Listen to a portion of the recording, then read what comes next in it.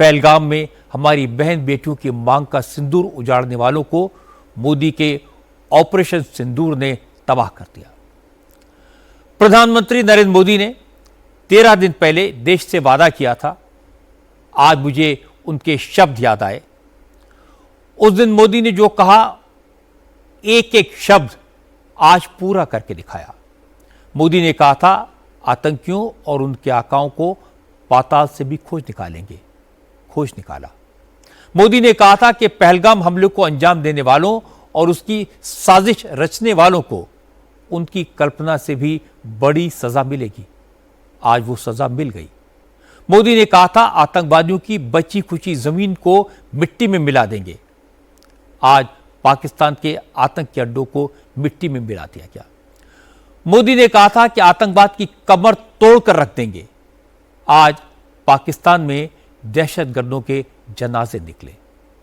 मोदी ने कहा था कि पहलगाम में हमला करने वालों पर 140 करोड़ भारतीयों की इच्छा के मुताबिक ही एक्शन होगा। आज आधी रात को सिर्फ 25 मिनट में आतंकियों के ट्रेनिंग कैंप्स को कब्रिस्तानों में तब्दील कर दिया गया। मसूद अजहर का पूरा खानदान जहन्नुम में पहुंच गया। दूसरों को मौत बांटने वाला मसूद अजहर आज खुद मौत की भीख मांगता दिखाई दिया। हाफिज सईद किसी बिल में जाकर छुप गया। आधी रात को जब आप चैन की नींद सो रहे थे, उस वक्त पाकिस्तान के टेररिस्ट कैंप्स में मौत का तांडव हो रहा था।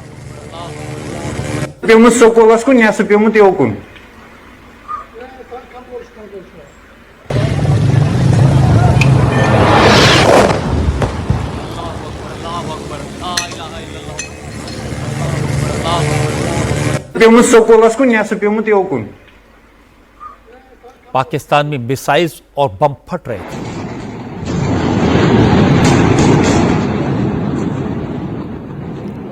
रात 12:37 पर ऑपरेशन सिंदूर शुरू हुआ। इंडियन एयरफोर्स और आर्मी की प्रिसीजन स्ट्राइक से मुजफ्फराबाद से लेकर बहावलपुर तक धमाकों की गूंज सुनाई दी।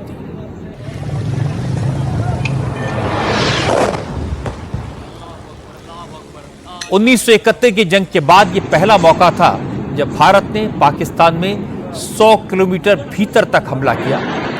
54 साल के बाद भारत ने पाकिस्तान के पंजाब सूबे में इतना बड़ा एक्शन किया।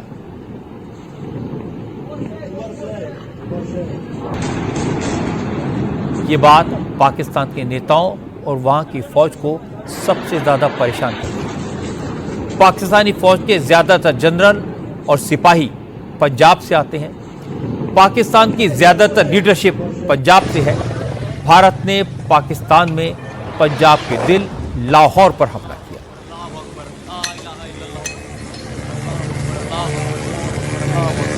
लाहौर के बेहद करीब मुर्दिके में हाफिज सईद के अड्डे पर स्ट्राइक की। साउथ पंजाब के बहावलपुर में मसूद अजहर के ठिकाने सुभान अल्लाह मरकज को पटिया बैठ कर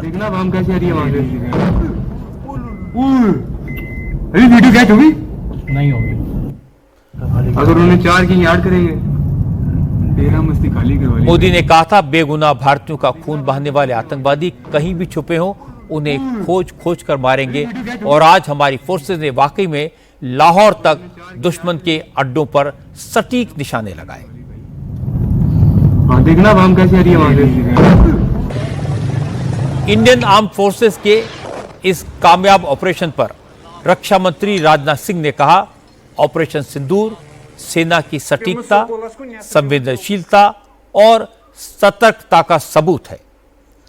राजनाथ सिंह ने कहा, हमने सिर्फ इंसानियत के दुश्मन आतंकवादियों को निशाना बनाया और ये भारत का अधिकार था। कल रात हमारी भारतीय सेनाओं ने अपने अद्भुत शौर्य और पराक्रम का परिचय देते हुए एक नया इतिहास रच दिया है। साथियों, भारत की सेना ने सटीकता, सतर्कता और संवेदनशीलता के साथ कार्रवाई की है। हमने जो लक्ष्य तय किए थे, उन्हें ठीक समय तय योजना के अनुसार सटीकता से उन्होंने ध्वस्त किया है और किसी भी नागरिक ठिकाने, सिविलियन पॉपुलेशन, को जरा भी प्रभावित न होने देने की संवेदनशीलता भी हमारी सेना ने दिखाई है। तो हम कह सकते हैं एक तरीके की सटीकता, सतर्कता और मानवीयता यह हमारी भारत की सेना के जवानों ने दिखाई है, जिसके लिए मैं हमारे सेना के जवानों और अधिकारियों को पूरे देश की ओर से मैं साधुवाद देता हूं और सेना को संपूर्ण संबल प्रदान करने के लिए अपने प्रधानमंत्री माननीय नरेंद्र मोदी जी को भी मैं साधुवाद देता हूं। हमने हनुमान जी के उस आदर्श का पालन किया है जो उन्होंने अशोक वाटिका उजाड़ते समय किया था, जिन मोहि मारा तिन मोहि मारे। हमने केवल उन्हीं को मारा जिन्होंने हमारे मासूमों को मारा। ये बात बिल्कुल सही है। हमने सिर्फ उनको मारा जिन्होंने हमारे देश के मासूम, बेकसूर, निहत्थे लोगों को मारा था। आज योगी आदित्यनाथ ने भी जोरदार तरीके से ऑपरेशन सिंदूर की कामयाबी पर सेना और प्रधानमंत्री नरेंद्र मोदी की को बधाई दी। योगी ने कहा, पहलगाम में जिन दहशतगर्दों ने हमारी बहन बेटियों का सिंदूर उजाड़ा था, आज ऑपरेशन सिंदूर के तहत सेना ने उन आतंकवादियों को सजा दे दी। योगी ने कहा कि पाकिस्तान को अब समझ लेना चाहिए कि यह नया भारत है, दुश्मन की कायराना हरकतों को बर्दाश्त नहीं किया जाएगा। ऑपरेशन सिंदूर उन बहन और बेटियों के प्रति प्रधानमंत्री मोदी जी और देश की सेना की एक संवेदना है।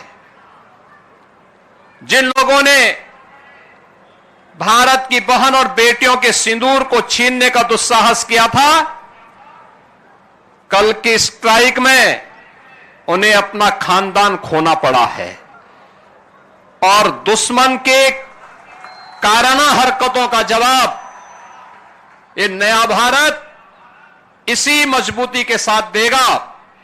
यह प्रधानमंत्री जी ने पहले दिन ही देशवासियों को आश्वस्त किया था और कल की घटना में एक बार फिर से नए भारत ने यह साबित भी किया है।